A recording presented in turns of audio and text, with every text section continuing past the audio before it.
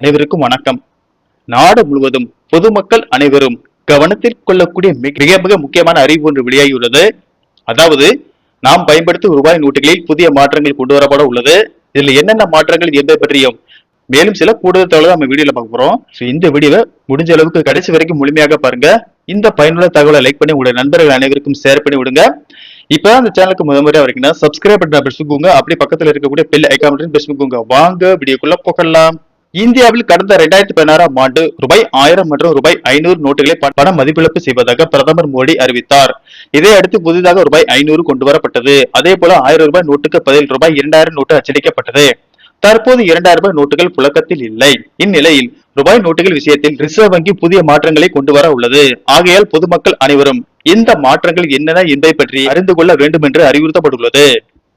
தற்போது இந்தியாவில் தினமும் கோடிக்கணக்கான ரூபாய் நோட்டுகள் கைமாறுகின்றன. ஒரே நோட்டு பலரால் பயன்படுத்தப்படுவதால் காகித நோட்டுகள் சீக்கிரமே கிழிந்து அழுக்காகின்றன.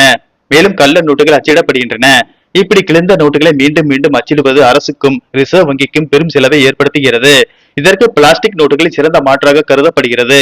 வங்கி நிபுணர்களின் கூற்றுப்படி பிளாஸ்டிக் நோட்டுகள் சாதாரண காகித நோட்டுகளை விட சுமார் 2.5 மடங்கு அதிக காலம் உழைக்கும். தண்ணீர், ஈரம், தூசியால் இவை எளிதில் பாதிக்கப்படாது. மேலும் இந்த நோட்டுகளை போலியாக தயாரிப்பது மிகவும் கடினம்.